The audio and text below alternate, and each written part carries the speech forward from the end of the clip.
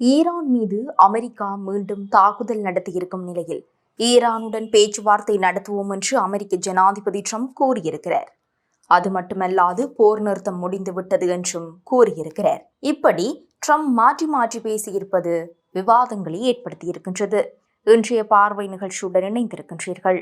America ஈரானிடையே ஏற்பட்டிருக்கும் பதற்றத்தை தணிக்க கத்தார் சார்பில் தூதர்கள் ஈரானுக்கு போக இருக்கிறார்கள்.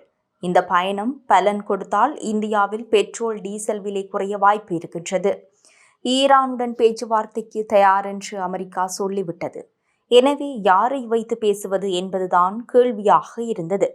போன முறை பாகிஸ்தானை வைத்து பஞ்சாயத்து பேசப்பட்டது.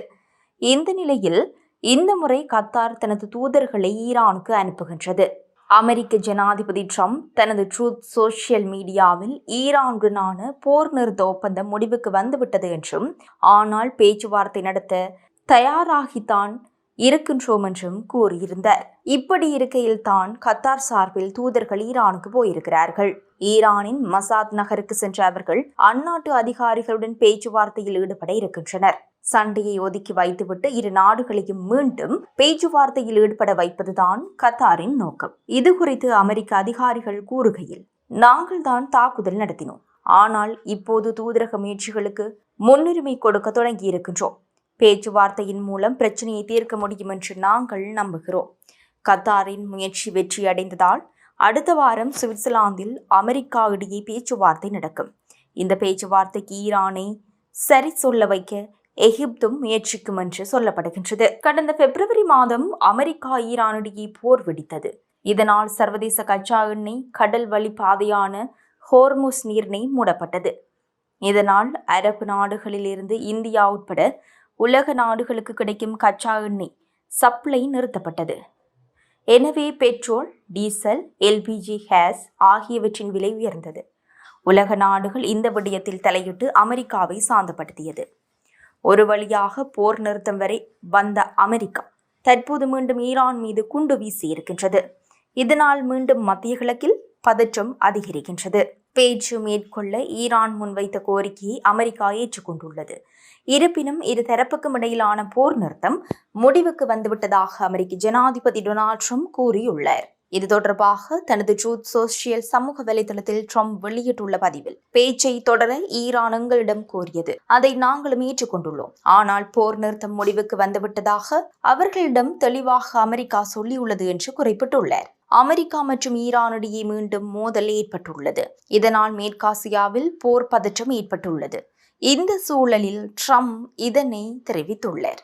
இருப்பினும் இது குறித்து விரிவான விளக்கத்தை அவர் வழங்கவில்லை. ஈரான் அமெரிக்கா இடையே கடந்த மாதம் 17ஆம் தேதி போர் நிறுத்தம் தொடர்பான அமைதி ஒப்பந்தம் ஏற்பட்டது.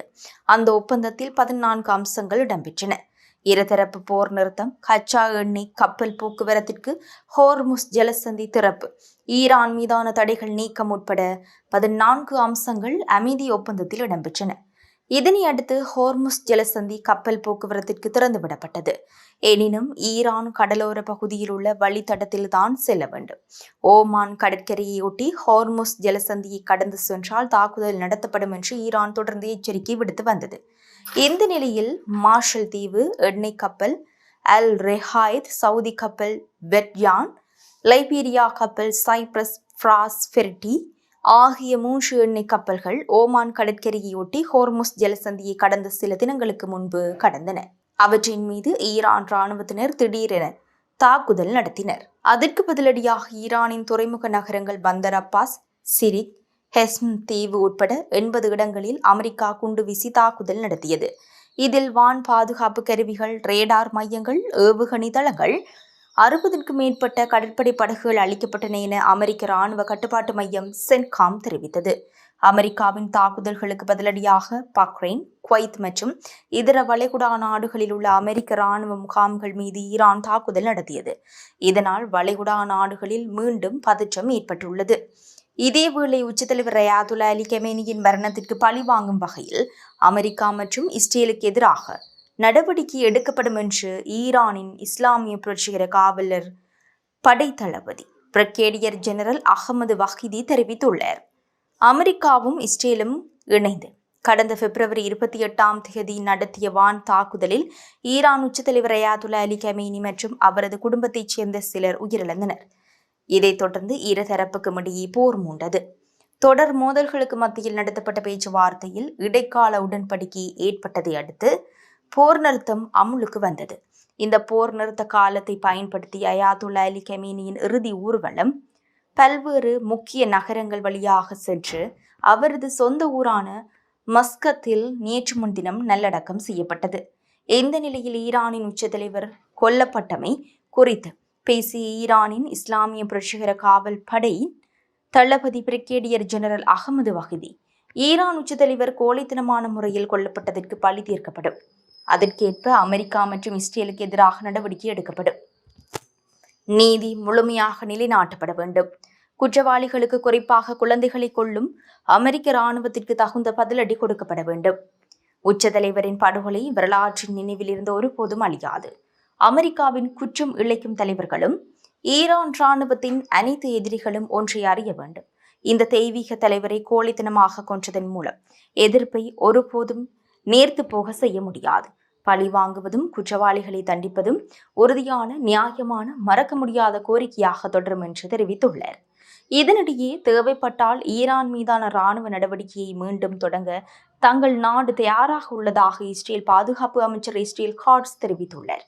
இராணுவ விழா ஒன்றில் பேசிய அவர், வான்வெளி மேலாதிக்கத்தை மீட்டெடுக்கவும் அச்சுறுத்தல்களை ஒழிக்கவும் தேவைப்பட்டால் ஈரான் மீது 3வது முறையாக தாக்குதல் நடத்தவும் இராணுவம் தயாராக உள்ளது.